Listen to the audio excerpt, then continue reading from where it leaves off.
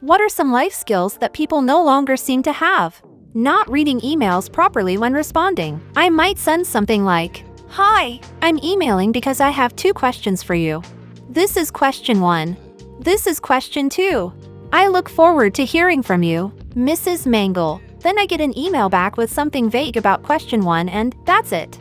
It's like question 2 never existed and I have to talk about and waste time emailing them again. This has been happening far too often lately. I will never understand this one. Why do they ignore the second question? Why?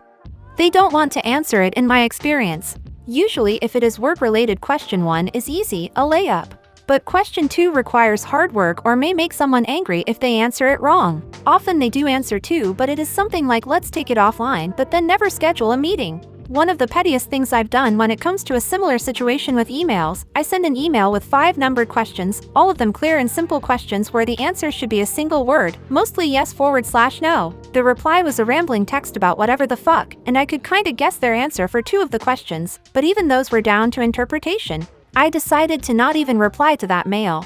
I split the 5 questions into 5 different mails, with no reference to each other as if they're just completely separate subjects, and then sent them all at the same time. The best part is that it worked, and I got clear answers to all of them within an hour. It's especially frustrating when you're emailing someone prone to panic. I have a coworker right now that will highlight single sentences in people's emails, wildly misinterpret them, and then send a series of increasingly panicked responses based on his misinterpretation. I have yet to come up with a polite way to say, "Can you please develop reading comprehension before freaking me out? Don't appreciate you calling me out on the internet like this, Sarah." People truly seem incapable of appreciating silence anymore these days. Came here to say this. Just being able to enjoy a quiet moment without constant stimulus/distractions or entertainment.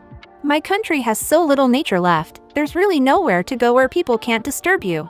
All the shelter/camping spaces are cramped because there are so few. We basically only have pine tree forests left, and even those are being removed little by little to make living spaces. We used to have a little bench in my city, with a great view of the fields. I'd go there when I had to clear my head. Now they put a bunch of Lego-style houses right in front of it. It was the last quiet place around the city, and I know a lot of other people were using it too. It sucks. We did have a small forest a little walk out the city, but now you can't spend 5 minutes there without walking out the other side. When communicating, talking is an important part, but more importantly is listening to the other person. I don't see a lot of that. It's usually a one-way conversation, leaving one person with the short end of the stick. Seems most people are waiting for a gap in your sentence so they can say what they want to say. They're not listening to your meaning, just a way to speak theirs. This is something I do, unfortunately. During ADHD therapy I learned to control it somewhat, but it's impossible to turn off entirely. Mostly because if I don't say it, I will forget it. I can't keep that thought in memory, so I just have to get it out. This makes it hard to listen to others too, because filling your mind with their words might cause your own thoughts to disappear so you forget it again. So far I have not found a way to get around this, except writing every thought down that comes up during conversation, which isn't always practical or possible. Holding yourself accountable to the commitments you make to other people. And when you fuck up, not taking accountability is exhausting for everyone involved. Owning your shit is a respectable thing to do. It also helps you recognize your own destructive patterns. About the 3rd time I apologized for the results of my impatience, I decided enough. My life is better and the people in my life have a smoother experience being around me. It really is a win. I wish this was more common knowledge. I don't think people realize apologizing is sort of the first step in owning up to something. The next steps are about making sure it doesn't happen again. Reading a map. With GPS everywhere, people have lost the skill of navigating with a physical map. I'm completely convinced that my map reading ability comes from gaming at a young age, stuff like Doom and Zelda. Was looking for a comment like this. Similarly, if you play games like shooters and RPGs, you develop good mental 3D spatial mapping skills since you need to know where things are spaced relative to you constantly. Playing Deep Rock Galactic for a couple years really polished up my spatial thinking.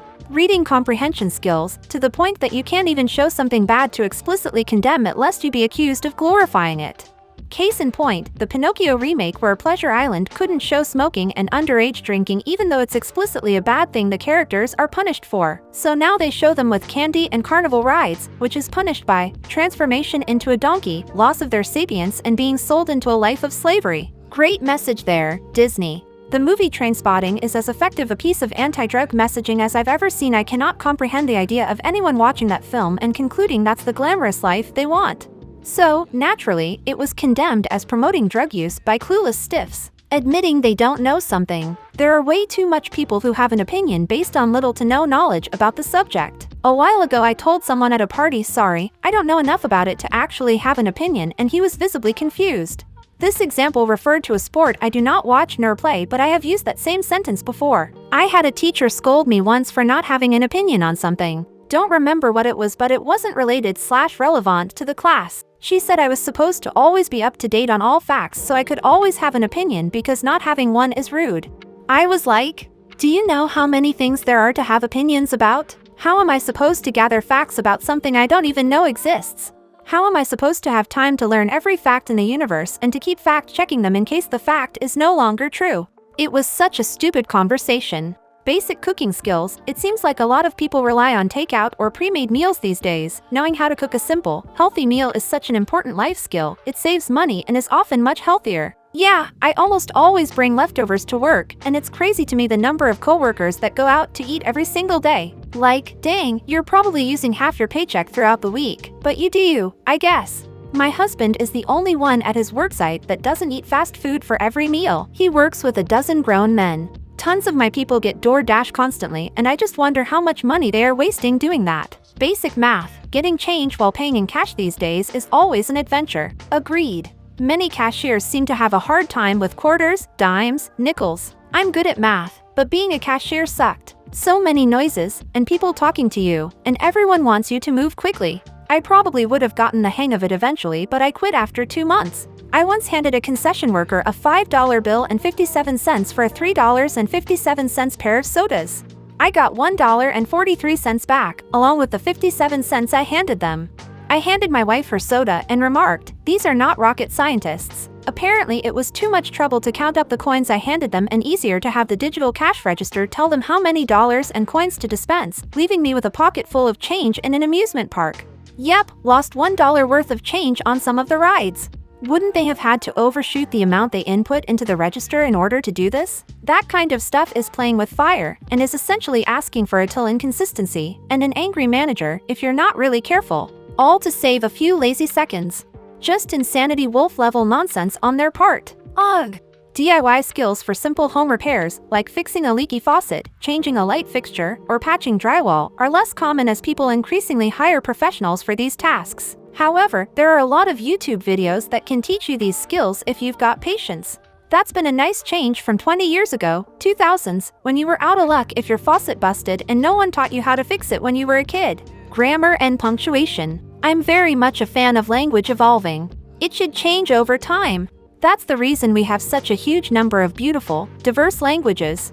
However, the changes need to be slow enough that the integrity of communication is not damaged. If it evolves in a way that makes it unclear what a person is saying, that is not useful to anybody.